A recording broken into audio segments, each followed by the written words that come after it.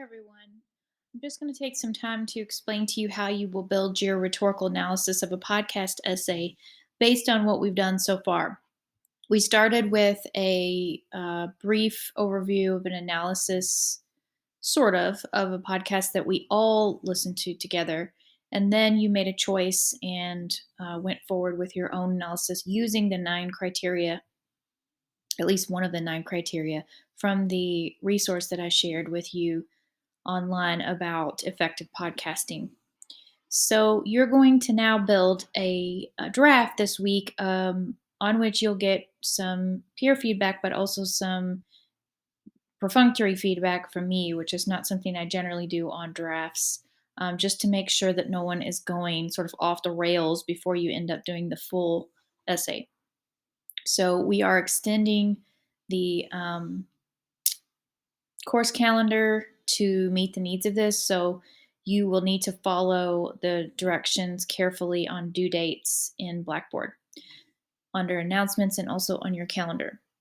So to get started, you're going to first write one paragraph for this draft and for the eventual final draft that sets context up with general opening paragraph. And so, what I mean by that is you're not going to give any specific text evidence from the podcast. You're not going to get into specific points of argument, but you are going to hone in on the topic of the podcast and generally introduce what the rest of the analysis will be about. The very last sentence of the first paragraph will be a thesis statement in which you convey your determination of what argument was made in the podcast. You should have already done this in your journal entry. There's a purpose for what I was doing there. It's kind of pre-writing for the draft. Here's an example of a student written one about a podcast episode that wasn't one of your choices.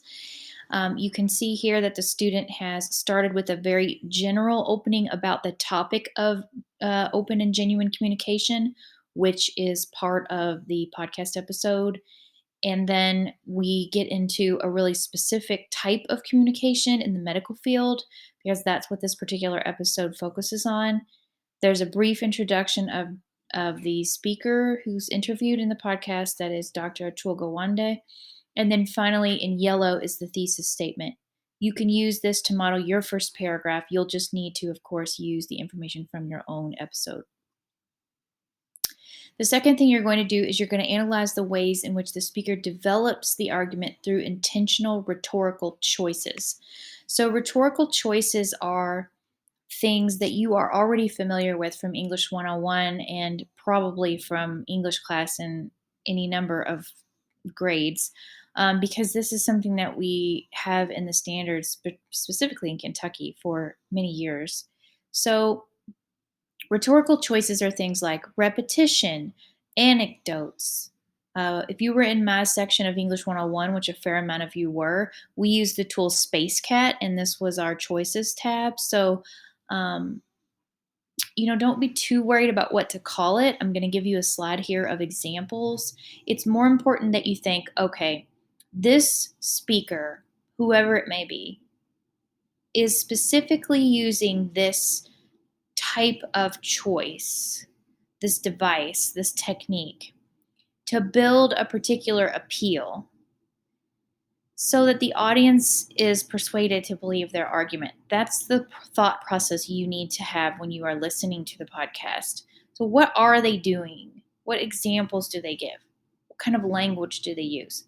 Those are all things that are intentional to build an argument.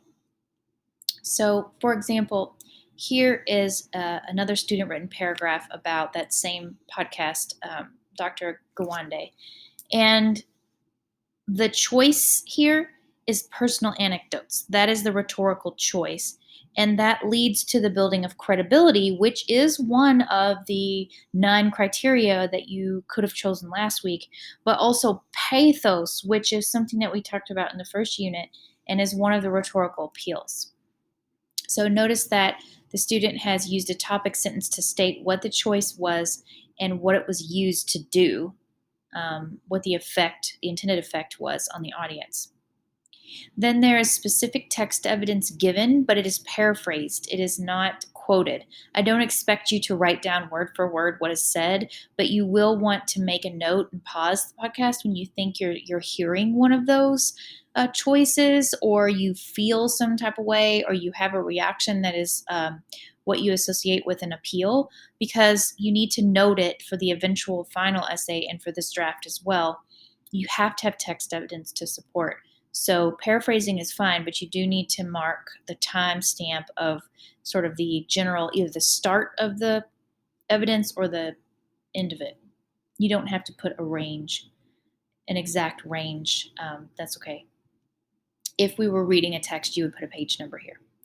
So then you explain what this shows. What is the point of it? How does it relate to the thesis statement?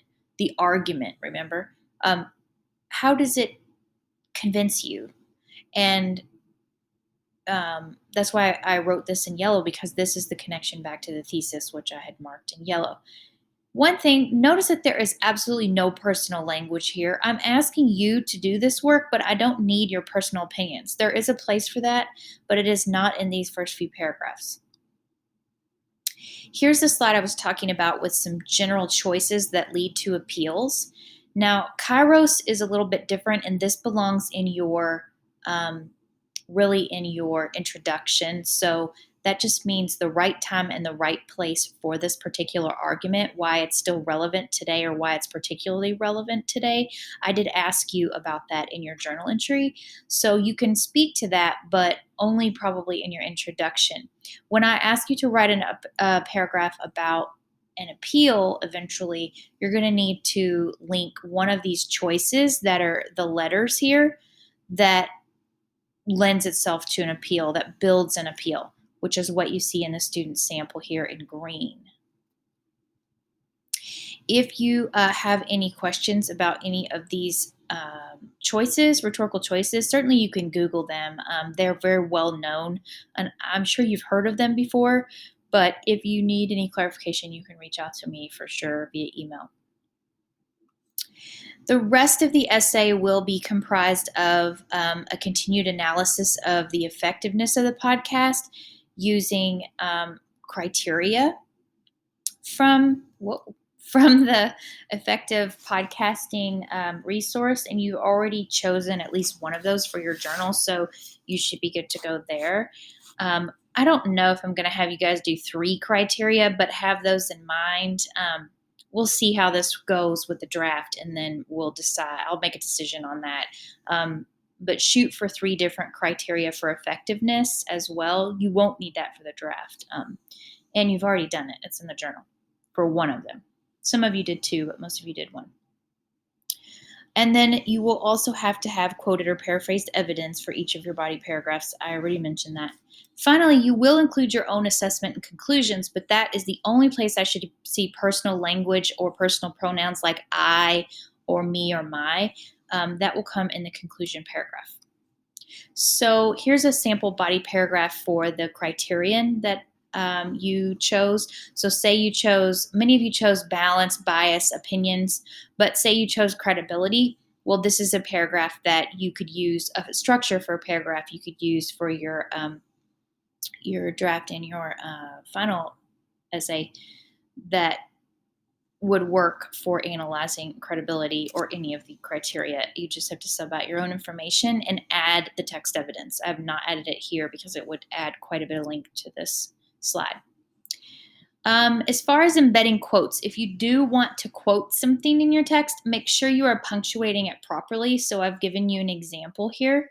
As long as you say who is saying it, then you're okay. You don't have to do any more MLA citation for it because you're only listening to one text. You're only quoting one text.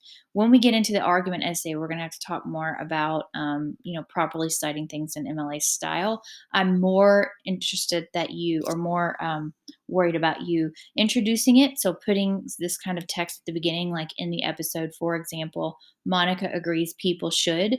Don't just plop the paraphrase of the text down. You need to open up and put it in context. Also use the correct punctuation like featured here. Finally, in an MLA style essay, you do have to have a works cited page, but you are only going to have one source on your works cited page this time. So this is the format that you can use to do it. Of course, yours is not Malcolm Gladwell's. It's going to be either Bill Gates, Rashida Jones, or Dak Shepard. And so then you replace your information with this information to have your MLA citation for the work cited. So for the draft, you are not going to be doing the full, paragraphs that are mentioned here, but this is the format that you're using with examples. And I wanted you to see that before you are set loose to do a draft.